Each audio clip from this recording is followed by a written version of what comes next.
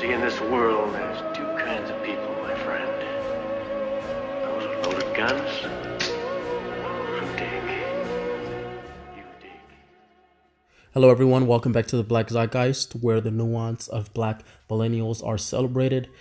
Today, we're going to be focusing more so on the coronavirus. And fortunately for us, Africa has not been significantly affected by this global pandemic.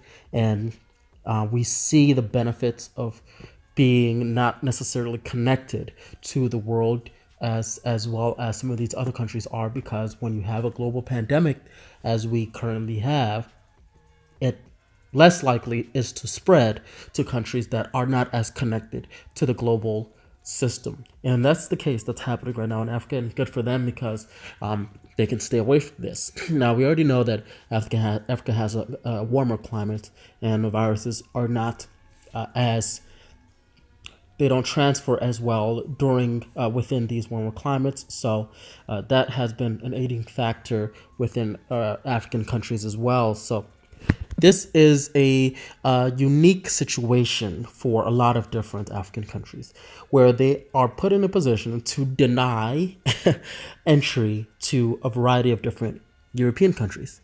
Now, what do I mean by that? Well, up until, a lot of their independences, they haven't issued travel bans from countries such as the United States, the United Kingdom, Germany, France, etc.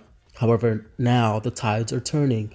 Previously, you've had situations where a lot of Africans have been banned from entering a variety of different European countries and the United States of America. However, now there's a situation. There is the situation, the coronavirus, that has allowed the African continent as a whole to bar entry and ban entry from a variety of different European countries. So, which are these countries? Well, Africa, as a continent, almost all of them have already issued bans on at least a few European countries. Nigeria has issued bans on China, Italy, Iran, South Korea, Spain, Japan, France, Germany, the United States, Norway, the UK, Netherlands. The list goes on and on and on. These are essentially almost all European countries that have been rocked by this pandemic. And then you also have Uganda. Uganda has also restricted a variety of those countries as well. France, Germany, Iran, Italy, South Korea, Spain, China, amongst others. Ghana has done the same. Kenya has done the same. So at least we know that when it comes to protecting its citizens and protecting themselves, honestly, with the African elite, they are looking to do what's best for the country. Now, that's not always the case, but when it comes to when death is on the knocking on your door, and everyone as wealthy as those in the higher elite status to the regular layman on the street, when it comes equally to either groups respectively, then you have the country doing what's necessary to protect its sovereignty and to protect its future. And that's what we have here. There's not really a division in how this pandemic would affect, there's a slight division in terms of how it'll affect the elite, and in comparison to those who are, not as economically blessed. But the pandemic will eventually touch everyone. It doesn't matter who you are, right?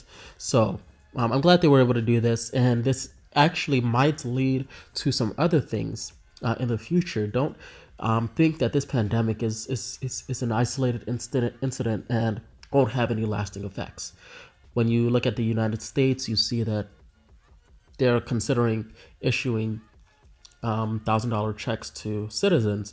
Well, there might be a situation where that is extended outside of the coronavirus, right? So you see how martial law is starting to be put on a variety of different states. That also is something that might be extended, right? So yeah, there might be some good, but there also might be some bad, right? So we don't exactly know how life is going to look outside after the coronavirus, but what we do know is that things might not be the same. Things might not return to normal. And for these African countries, I would advise for them, and I would hope to see that they use this moment to develop stronger stances on their own sovereignty, their sovereign nature, and as well as doing and having an intense focus in doing what's necessary for the people, of the country, and having that be above all, having that be above foreign interests, having that be above multinational conglomerates, having that be above everyone else, right? And I think this is the first step in seeing that. You're seeing presidents offer speeches to their people and ensuring that they're safe and that they're protected and that they're doing what is necessary to ensure that they are not rocked by this global pandemic. And there are also online videos of citizens themselves. There was this one European woman who was in a supermarket, and she was instructed, as was everyone who was in that supermarket, to use hand sanitizer when they enter.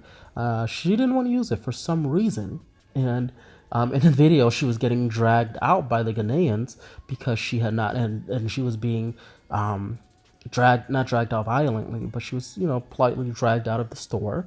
And some of the patrons there were, recording the situation, and were telling her that she should be following the law, and were aggressively so doing that, telling her that this is, Ghana law. She needs to get out if she doesn't want to follow the law to keep everyone safe, which is to just use hand sanitizer, which doesn't make any sense to me why anyone would not want to do that. But you definitely have the energy is starting to brew where citizens and the government and different levels of importance and significance within these respective African countries are doing what is necessary to start focusing on their people, their country, and doing what they can to make sure that they are in a better position and moving forward.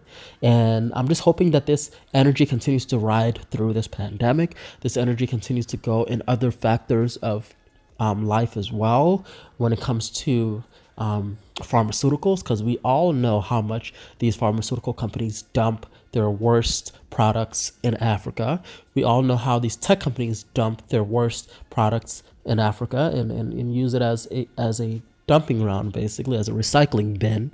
When you have all these used and sometimes broken laptops, cell phones, tablets, and they just send it to Africa rather than recycling it properly, because there's a lot of money involved in doing that. Africa should start preventing a lot of these things from happening. So I'm just hoping that this is the start of that. And yeah, this is a good sign for the continents in terms of how they're dealing with this. Hopefully, it's not going to be as serious or worse than what is seen in a lot of the other countries. Time will tell. But in terms of the focus and the energy of the people and the sovereign energy that I'm seeing, that is a positive. And I'm hoping that the global Black family benefits from this overall. So without further ado, this has been a news update. Stay safe out there, but definitely make sure that you are connecting with your loved ones. Make sure that you're calling on your family, and make sure that those that are held near and dear to you are well. Just because you're socially distant doesn't mean that you have to be distant, right? You can still connect with people in this day and age. So without further ado, definitely make sure that you are sanitizing and washing and doing what you can to remain healthy, as you should always do. But also make sure that you're using this time to see how we can, as a family, come out of this pandemic stronger than ever, because there will be people that come out weaker and there will be those that come out stronger. Let us be the latter. If you like this news, please hit the like button. If you are interested in more content for the global Black family, please hit that subscribe button. Until next time, this is the Black Zeitgeist.